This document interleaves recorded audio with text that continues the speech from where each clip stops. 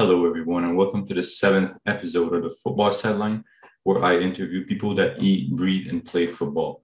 So for today, our guest is Jordan from ConklinOfficial on Instagram, I think. So Jordan, give us a little bit of an introduction about yourself.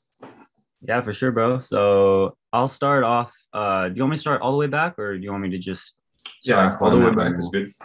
Yeah, I'll start all the way back. So I kind of started playing soccer when I was, I'd say 5 years old. I was just playing for fun. It was like recreational stuff. I didn't even know like professional soccer was a thing. So I kind of just played for fun, like from 5 to age, I'd say 11. I just solely played for fun. I didn't have any like seriousness about like playing football as like a career. And then I joined my first competitive club at age, I think 11 or 12. So it was Fremont Youth Soccer Club. It's just my local club. It wasn't anything big. It's not like an academy or anything, but it was a good stepping stone for me. So I joined them at like age 11. And basically how it worked there was there was three divisions for like each age group. So the top or like the bottom division was the red team, and then you got the white team and then the black team at the top. So I joined at the red team. So I joined rock bottom. And whenever we practiced, it was like pretty much for fun because it's just the red team. But whenever I'd look across the field at like the black team and then see how they trained, I'd always like envy them and I'd be like crap, can I ever join them? Like, am I good enough? Am I really that good enough? So like I think that was kind of like the spark for me to like start taking soccer seriously. It was seeing them play, like their speed of play, and I wanted that. So I started taking it more seriously. I don't think I started doing like drills at that time, but I was just taking it not just for fun, but I wanted to start taking it like really seriously. So I think a year or two later, or like a couple of seasons later, I joined the white team. And then I think that's when I probably started doing drills. And then I eventually moved up to the black team. And then that was a good accomplishment for me, but it wasn't enough. I wanted to push to be the starter and then eventually like try to work my way up to being like the best player on the team. So that was my goal in the end. Um, yeah, I think I started like doing actual like training and workouts at like age 13. I'll give like full credit to my brother for that because there was just this one day where I saw him like I walked out of my bedroom and then I saw him doing like sit-ups in the kitchen. And that was the first time I saw him doing like ab workouts. And I was like, bro, what the hell are you doing? Like I didn't even know the idea of training, like individual training like that. And then he just asked me to join him. And I was like, oh, okay. And then I joined him and I honestly hated it at first. Like it was the worst. It was like, I think it was like 30 minutes of abs. It was like the worst thing for me. But I eventually grew to love it because he ended up like pushing me to want to do more training. And then, yeah, I give full credit to my brother Josh. He really like pushed me to become like a better player. And then that happened like throughout age 13 to 18. We were like our biggest like motivators, trying to push each other to be better than one another. I think for any younger player that's watching this right now, that is like the key for me is find someone that pushes you to the next level. And it's better, like for me, I was really lucky because that person's my brother. Like I literally sleep in the same room as him. Like we push each other with everything when it comes to like nutrition and hydration, getting enough sleep, training. Um, that's the biggest for me. Like becoming a better player that also pushes you to become a better person. So Right. that was pretty much age 13 to 18. So I pretty much stayed with Fremont Youth Soccer Club that entire time. So it was my local club. There were opportunities where I thought I could go to play like academy or other higher level teams because it was just my local club. It wasn't like anything big. But the main reason I stayed there was because I felt like I was still getting like competitive sessions in, and I felt like it was the right environment for me, like with my coach as well. It was a coach that believed in me, and he was really one that wanted to push me to become like a top, like he saw the aspirations I had and he wanted to like really push that on me, and he knew that I had those high aspirations, so he really did his best to like push me to get to the next level. So that was pretty much from till age 18. I don't think we actually didn't play any showcase tournaments until I was about until my last season there. That was like fall 2019. It was a showcase in San Diego, the November Nights tournament. We ended up winning like I think our 3 games out of 3. So it was probably one of my best experiences ever as a player. like having that team environment, like playing at a showcase. That was probably my favorite memory as a footballer. I learned a lot from there. I thought I performed really well.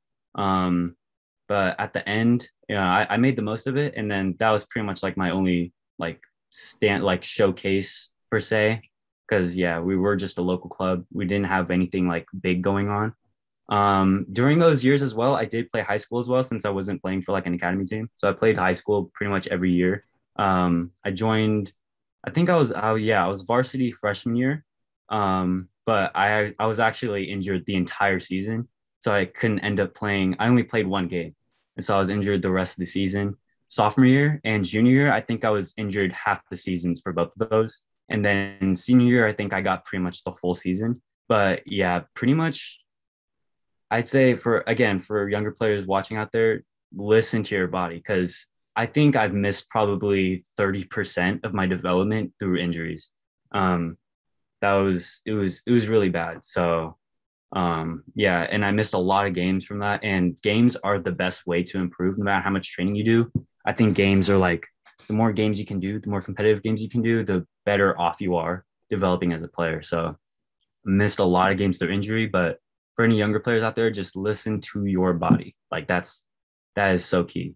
So after high school and club, I think my last season for my club team was fall 2019. And then the next season I was supposed to have a season, but then COVID hit. So during that time, that was really hard for me because I didn't have really any opportunities from like D1s or like good D2 school teams. So I was kind of stuck. And then once COVID hit, it was like all out the window. Like I didn't really have anything. So I decided it was best for me just to join a community college, get playing time there, get rack up some game footage, and then hopefully try to move up into the D1s and D2s later on, just keeping my options open. But yeah, COVID made it really hard. It made it hard for a lot of players. But what I did during that time, that's actually how like ConklinOfficial started. I started like when COVID started because I was just bored. I actually created ConklinOfficial like 2 years prior to that just to show off like my soccer highlights to my friends. Like it was just a joke at first, but then once COVID hit, I was like, become elite, right? Become Yeah, I elite. know him. Yeah, yeah. So I just took my inspiration from him and I was just like, I'll just start posting my drills. And then I eventually started gaining more followers and I was like enjoying it. So doing training and working on ConklinOfficial is like that was the best thing to like keep my sanity during that time. So that was basically my COVID. I just kept trying to grow that channel. I think the summer of COVID, I ended up like fracturing my foot. So I ended up having like 5 months out, not being able to train. So again, that was just injuries or like my downfall at this point. So like right now, I'm just trying to do everything I can to like listen to my body. Um, Going from there till now, we're now in preseason with Aloni, and it's like the sessions are really good. Like I'm enjoying every single minute of it. They're honestly probably the best sessions I've ever had. Like I think they're better than my like it's really good. Like my fitness feels like it's never been better than it is now. And so yeah, our coach there is also really good. He's really pushing that competitive mindset onto us players. So I feel like I'm really gonna have like I'm really confident for this season. I feel like I'm gonna have a strong season, be able to push up to that next level. So yeah, that's pretty much how it is going right now. Okay, yeah, I mean that's great. A couple of things I want to mention in there that you said. One thing I can relate to is that you said that at like 13 is when you really started working out, when you were inspired by Yeah, your brother. I think I kind of come from the same thing where I was just playing for fun. I did know about going pro, but I didn't know like you could individually improve yourself and go pro. I thought it was just a thing you just exactly. play Yeah. and hope for the best. So he Hmm. did kind of push that mentality on me that you can actually train and become better.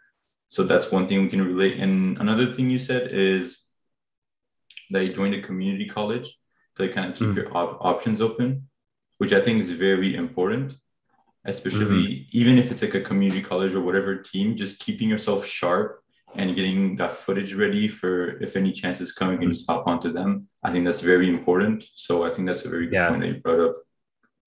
Yeah. And I felt like I could have joined like a better community college. Like there's better community colleges like I'd say like 30, 40 minutes away from me. But I honestly just want to get like 90 minutes in every single game. Because I think my last full game was it was before COVID. So it was like February 2020. That's a year and a half Yeah. without games. So I'm very behind. So I just want every single game just to rack out, not get any bench time, just rack out every single game, get all those highlights in. Yeah, it's kind of the same thing for me. Like I've had 2 seasons canceled just because of COVID. I live in Canada, so it's different, but I have had games between like my younger teams in my own like academy and then my older teams too, but it wasn't really a Mm. season, it was just in interplay. I've So heard, yeah. I think Canada is having like worse lockdown situations. I've heard. Yeah, we've had worse lockdowns. It's getting a lot better Yeah, now I've because heard. just the vaccines and everything is opening back up. But yeah, it was really Uh, bad back then. Like we had to stop training for like 4 months completely, no team mm, trainings, and then start back again, and then we closed up again.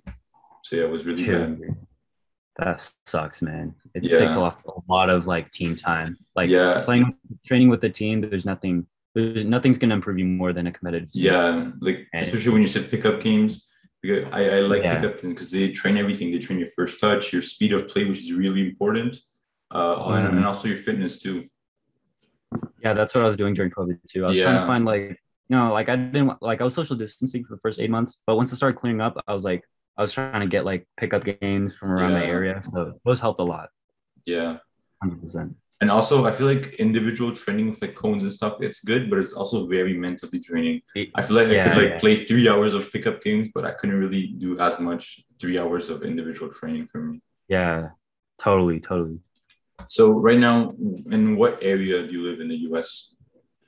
I live in the Bay Area right now. So Okay. pretty much, yeah, yeah. So you mentioned that you played for your local club? Yeah, from age 12. Oh, wait, sorry. Yeah, age 12 to 18, pretty much just played there and now playing Okay. for Loni, which is like Okay. 20 minutes away from me. Yeah. So in your opinion, what are your thoughts on the US pay to play system for soccer? I remember I made a video on this.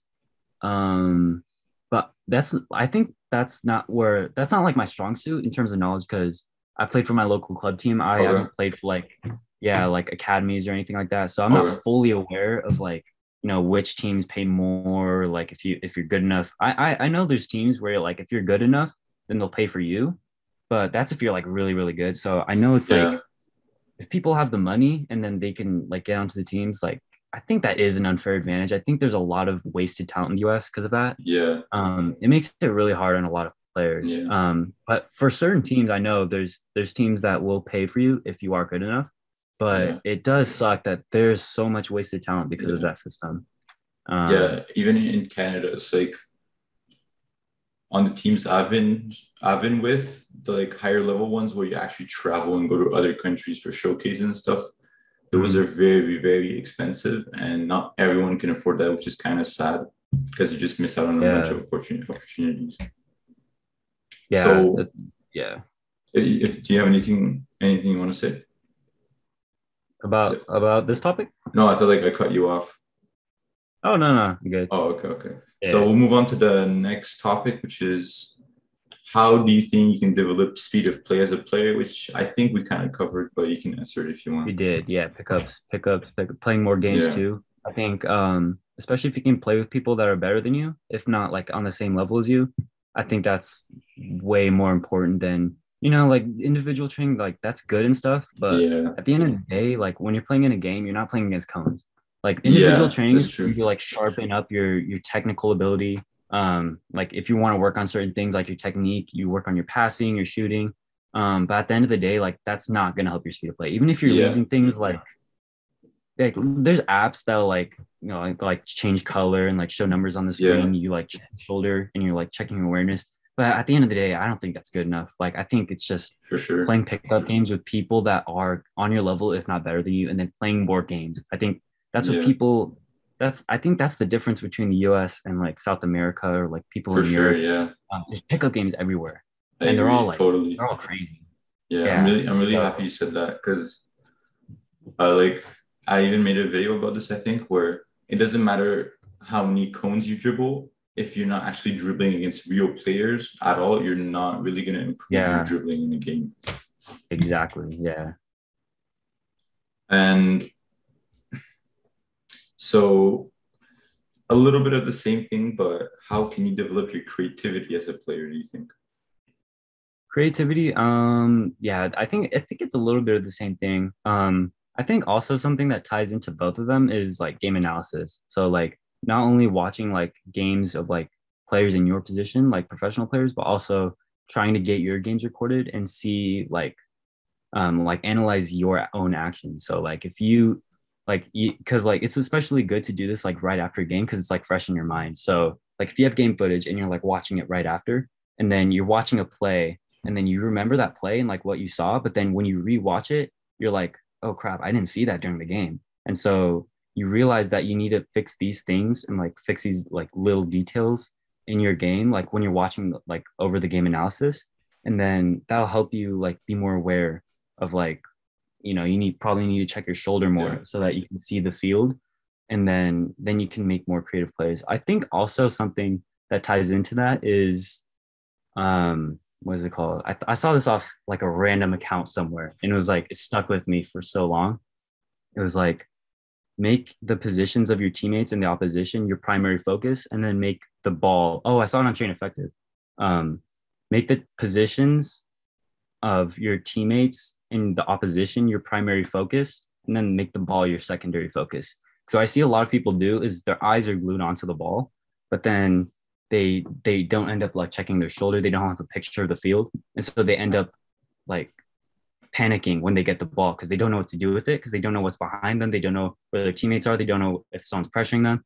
So I think you know getting a picture of the field first. I think a perfect example of this is watching De Jong play. He's always shoulder checking. He knows where everyone is. He has a picture of the field first, and then he can pretty much do whatever. And then he focuses on the ball. First, he focuses on where everyone is, and then he knows what he can do with the ball. Because especially with a lot of younger players, like I've had a problem with this as well. It's just like having my eyes glued onto the ball and not knowing where everyone else is.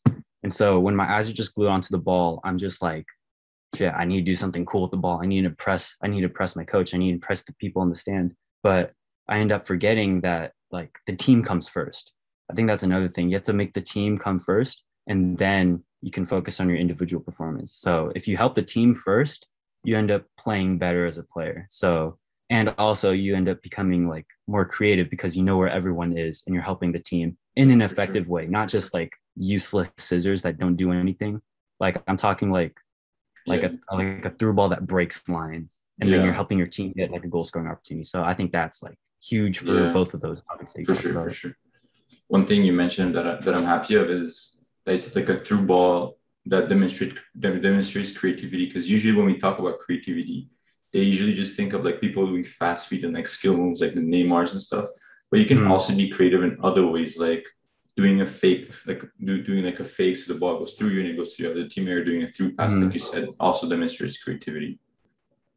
Yeah, like people talk about the flashy stuff, like because it's flashy. Like that's the thing you notice, but then you don't notice like the small like the smaller details of creativity that like actually can like penetrate the defense and like make a goal scoring opportunity. So that's huge. Yeah, I totally agree with that. I mean, flashy stuff can definitely be useful. Yeah, totally. Yeah, but it's like if like Neymar, like he does like that flashy stuff. He's not just doing it to be cool. I mean, obviously he's like trying to be cool with it, but like it also like keeps the defenders on their toes. It brings the defenders in, so it's like attract to attack. So it's like you bring like the it has a in. meaning behind it. It's just not for He kind of like pisses them off with his skills, and then he just like plays around them. It's like for sure, and then he just explodes. Like so, I think that's a good thing as well. So one thing you mentioned is to watch your own games, like right after you played them. One thing I would recommend, and one thing I want to touch upon is, I usually like have my phone when I go to games, and then after the game is done, I would usually go on the Notepad app, and I would just write down things that I noticed. And then when I'm watching, because for me, they record the games, but then they send it out like a week later because I have to edit it and stuff. So it's a lot easier for me to write down the stuff on the Notepad on my phone and then review it as I'm watching the video, which might work for other players. Are you saying like right out? You're saying like right after the game, right? Yeah, right out of the game. That's very important because it's like fresh in your mind. If you do it like the day later, like that stuff's gonna be like half of the games, like you're probably gonna have forgotten by then. Yeah, So I it's think like true. It's right true. after the game, take notes of Yeah. like, yeah, it's fresh in your head. So yeah, totally agree on that. And also, do you think, I've been thinking about this a lot, but do you think game analysis, like not watching your own, maybe watching your own, but watching your own game analysis and watching pros play your position could improve your speed of play? I think it helps, but I don't think it's nowhere near as effective as like pickup Yeah, games or like playing against people that are better than you. But I think, if you want to make it to the next level, you got to use every single tool you can. for Um, sure. so I think it's not the most important, but I think it definitely adds like a certain level of tacticalness. Yeah, Um, for sure. yeah, at the end of the day, I think it's just playing pickup games, people that are better Yeah, than you and playing more games. yeah, I But agree. it definitely helps. And I think, if people don't get their games recorded, it's not the end of the world. Like at the end of the day, just keep playing and like do the best you can. Yeah, Um, and yeah, I think at the end of the day, that's more important than, I think when you're watching professional games as well, you don't have to like pause every time. Like I personally don't do that a whole lot now. Like I don't pause and like try to predict like where my player is going to pass the ball or whatever. I think become elite like whenever a video like that. But I kind of just watch the movements of the player. Like I don't really watch the ball. I watch the movements of the player in my position. Like watch how he moves off the ball, how he checks his shoulder, and then I kind of just let the game play out and like you know, like make it yeah, more for feel more sure. natural when I'm watching it. Yeah, Yeah. yeah, that's a good point. And another question I have is, I think you made a post about this recently that I saw is the biggest lesson you've learned from playing football and trying to go pro. Oh yeah, I did make a video of that. I think there was a lot I wanted to choose from, but I felt like that was just like the like I forgot what I said. What did I say? I think it was I think hard work beats talent. Yeah, I think it was that. I think everything, all the ideas I thought of, that kind of just encapsulated that. I think another big one that ties into that is competitive edge. Like that is huge. And I think that ties into like hard work beats talent. Like if you have talent, Yeah, like you that's can true. get easily complacent. Like if you have talent and hard work, that's like huge. That's like Ronaldo stuff. Like he had the Yeah, talent, but not many people had the hard work. Like he had the competitive drive, but when I'm talking competition, I'm not talking like, oh, he just wants to win every game. Like yeah, everyone wants to win every game, but not every player like Ronaldo wants to like dominate every facet of their life. Like he wanted to dominate his nutrition, his hydration, like the amount of sleep he got, smart workouts, and like training as much as he can. I think that is like the competitive edge that defines a player. Um, like everyone wants to win a game. It's like that's simple. But if you're serious, like if you want to like really improve as a player, you have to dominate and like want to be the best at like every important asset of your life. And like it is tiring. Like yeah, it's for not sure. easy, but what makes it easy for players like Ronaldo is it's just his passion for it. It's not like he's forcing himself to do these things. Yeah, It's like he genuinely wants to be the best. yeah, And like if he you likes genuinely doing want to it. be the best, you'll just do it. Like it'll be Yeah, second nature. If you're having to force yourself to do things, then you're kind of gonna have to like rethink your game plan because that's what I used to do. I used to force myself to like have good nutrition, have good hydration without a reasoning behind it. And so that made it so hard for me. And I would give up for like a month and then do it for another month. And then I give up again. So that's like having passion is like the key. Like passion, competitiveness, and enjoying the process is like, I think is like the formula for consistency and like success in the end. for sure. Yeah, I'm really happy you mentioned passion because I feel like a lot of younger players may want to do it for the money or for the fame, which is fine. Like everyone wants money and everyone Mm. wants fame. But if you don't have that passion for the game, I don't think you're gonna be able to push through those tough moments. Yeah. Yeah. I mean, I think it's good. I think there's a lot of people that shit on people that like just want to do it for the money. I think if that's a motive of yours, then go for it. If that's what works for you, just do it. Like just find what works for you. I don't think it works for me. Like I mean like I'm not gonna be like one of the best in Europe, obviously. So like I'm just going for like the enjoyment of it. Um Obviously it'd be good to have like money in the end because like Yeah, you need money to live. yeah, So that's it's like true. it's not bad to do things for money. It's just, like if you don't have that passion for it still, like you're gonna struggle through those hard times, and I think that's something that you just have to keep at the back of your head. Like if you are gonna do it for the money, then you still need to have that like burning Yeah. passion to play. You know. I think like if you're not happy while playing soccer, it's gonna be really hard to do it if you're in it for the money only. But that's my opinion. Mhm. Yeah, I totally agree. Yeah, and one thing that you said is your competitiveness, which I totally agree. But where do you think that ties in with comparing yourself to others to try to win and become more competitive? Oh yeah, I think that's where it's hard to like draw the line because obviously you don't want to like Yeah, compare yourself too much to people because I think that can like destroy your mental health in the end. Like if you're like thinking, oh, I'm not as good as this player. Oh, I just suck. Like, that's not good for your mental health. I'm saying like when it comes to like competitiveness and like I think it's just like take my brother for example. Like I always try to like find ways to like become better than him at certain things. And then he does the same thing. He looks for ways that he can try to become like better than me at certain things. So it's like we push each other like in the end. But I think it's like for that competitive edge, it's like find someone that's like finding like a teammate or a friend, someone that's like performing really well at something, and then just try to like find ways to like beat them at it. And like if you don't beat them, then like it's not the end of the world, but you have to analyze like yeah, why didn't I beat him? Why did I take that loss?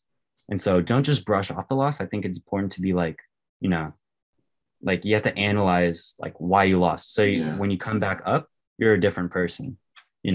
So it's like, I think it's when it comes to like comparing yourself with other people, like yeah, it can like destroy your mental health. If you're thinking, oh, I'm just like if you beat yourself up and you're like, oh, I'm just not as good as him or anything like that, I think that's bad. But I think it's just having that drive to become also like competitiveness with yourself, just trying to be better than you were yesterday. I think that's yeah, also like really important yeah, because at the end of the day, it's like everything's like a mental battle with yourself. Like the world exists in here. So you're constantly having to try and like battle like your negative thoughts, problems in your life. But it's like those negative thoughts that like really get to you. So the fight's in sure. here. Yeah, So the totally. competitive edge, I think, not only is with the person next to you, but it's also like in here. Yeah. I think comparing yourself negatively, that's what's like messing people up, can have a bad mental impact on your health. Mm, And I think Kobe said this once, is that at the beginning of his career, like he wanted to be the best and he kept comparing himself to like other people to try to become the best of the world. But then he mm. realized that the real battle is with himself and not other people. Yeah, So I that's something think, you realize. yeah, Yeah, yeah, because like it's good to have like that battle like with other people. Like you want to be better than other people, yeah, but at the end of the day, it's the battles with yourself. And yeah, like if you can at least be better than you were yesterday, that'll be like incremental growth, and then that'll add up a lot over time, and it'll save you all the negative thoughts of like comparing yourself to other people. I don't think it's like a matter of comparing yourself to someone and saying that, oh, he's better than me at this. It's just what can I do to try and become better than him? Can I put in those extra sets? Can I put in those extra reps? Can I think a little bit smarter than him? And if you don't, like, it doesn't matter. Like, yeah, at the end of the day, at least giving that full effort. And for then if sure, you lose, analyze what went wrong and then come back a better person. So I for think that's sure. what comes Yeah, into the competition. yeah, exactly. That's what I was thinking too. So yeah, listen, that's it. We basically covered everything, and it was a good podcast. I appreciate having Yeah, I you on love the that, bro. show. Yeah. So That do was you have my first any? podcast. I Was really it like really? that. Yeah. Yeah. I'm thinking of like starting one in the future, but I just haven't had a whole lot of time to do it right now Yeah, with for like school sure. and stuff. But yeah, Yeah, it that's was I understandable. love this, man. Yeah. Love that. Well, yeah. If you ever need any help getting set up, I can definitely help you if you want. Yeah, for And sure, bro. Do you post these on Spotify I'm planning or on where do you doing post that, them? but I'm kind of busy at the moment, so I'm just posting them on YouTube. But hopefully, I'll Oh, just okay, do that's the cool. audio format later too. Oh, okay. I'll link this on my like story later That's and great. like Yeah, I'll for post sure, it on for my sure. story. Yeah. So, did you have anything you want to add or anything like that? Um, I'll just go over like the final message I want for like younger players out there because that's Okay. like kind of my audience, like just like younger players that are aspiring to like be the best possible version of themselves. I think I'm kind of like reiterating what I said earlier, but at the end of the day, I think it just comes down to, do you want it more than the person next to you? So it's like having that competitive edge. And then also, I made a post on this like recently, but also enjoying the process, not beating yourself up for every loss. But, you know, smile, like just smile and enjoy the game at the end and put in the hard work. I think that's like the key to growth and success as a player, and also consistency. If you're enjoying the process, why would you want to stop it? Because you're enjoying it. Yeah. You have to find like a reason to like trick your mind to enjoy the struggle, to enjoy having that competitive edge. Yeah, So for to sure. any younger players out there, I think that's, get outside your comfort zone, push yourself to be the best person, the best player you possibly can. And that'll take you a long way in the end. Yeah. One thing that I wanted to mention too is when you said don't beat yourself up, I think Gary Vee summed it perfectly if you know him. He's like this famous entrepreneur. He said, keep yourself Who is it again? accountable. What? Who is it again? Gary Vee. Oh Gary yeah, I Vaynerchuk. love Yeah, you that know guy. him? Love that guy. Yeah.